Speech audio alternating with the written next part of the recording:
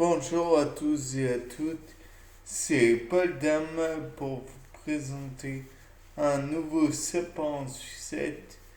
Donc aujourd'hui je me suis intéressé, mais je ne sais pas si ça va servir à grand chose, comment dire, à la sexualité et à la reproduction du panda.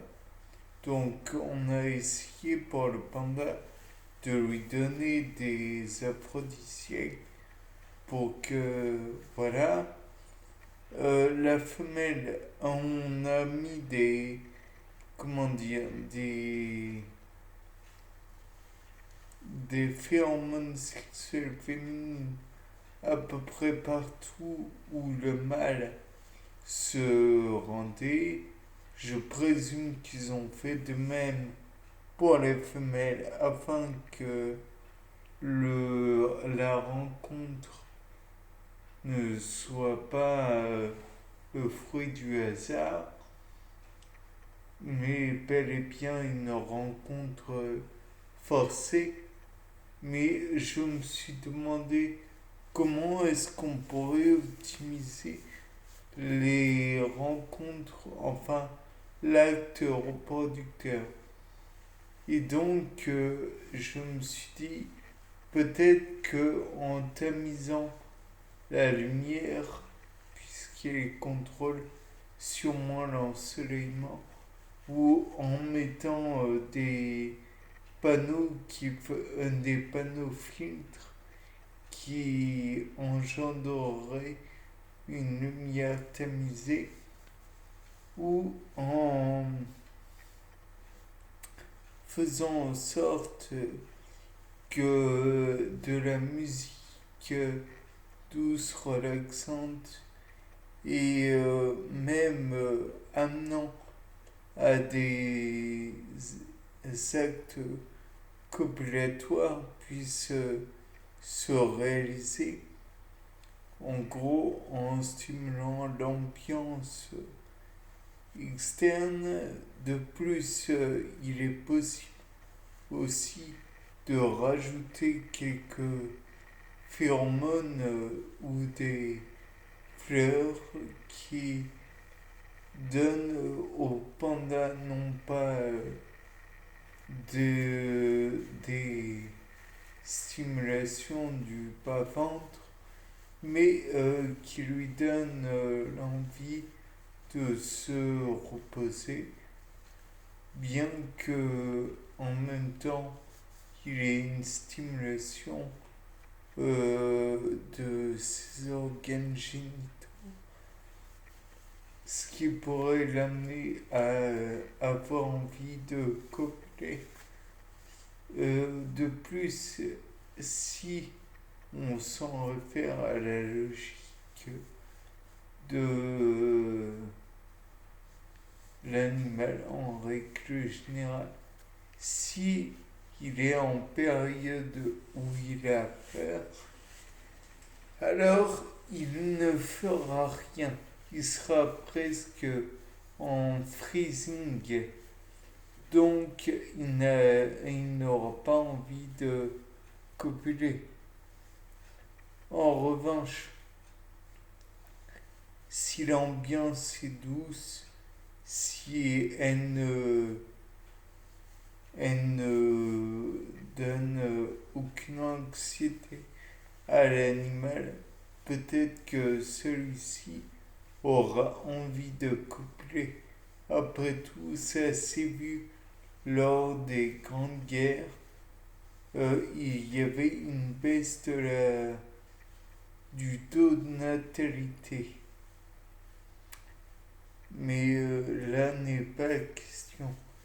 Peut-être les femelles auraient-elles besoin de stimulation autre pour aider le mâle à copuler.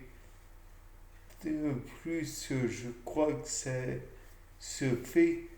On présente au mâle des séances érotiques de pandas agissant pour faire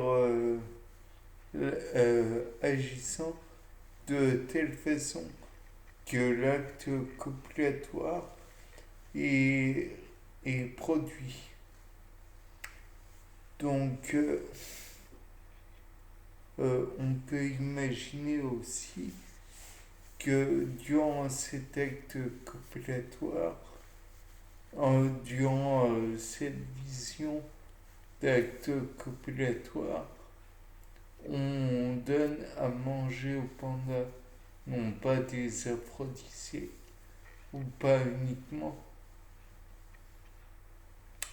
mais de quoi le faire digérer la quantité de fibres qu'il a dans son estomac, puisque cette grande quantité de fibres représente une grande quantité d'énergie qu'il va devoir excréter sans en avoir retiré le plein potentiel, alors qu'il aurait pu retirer de l'énergie.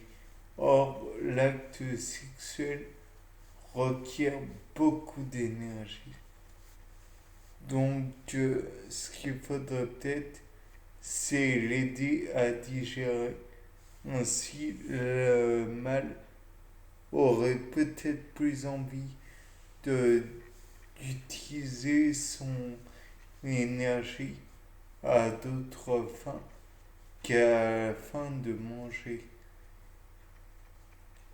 Donc, il faudrait peut-être quelque chose comme une cellulase, donc une enzyme qui puisse l'aider à digérer la cellulose piégée dans les bambous, je ne sais quoi, sous forme de capsule bien sûr, pour isoler le bambou du de comprimé.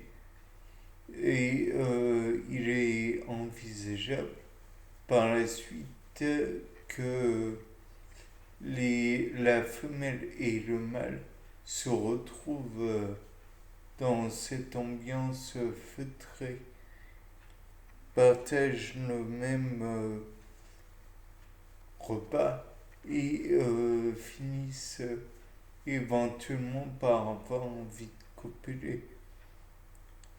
C'est presque de l'anthropomorphisme, mais ça va de pair avec...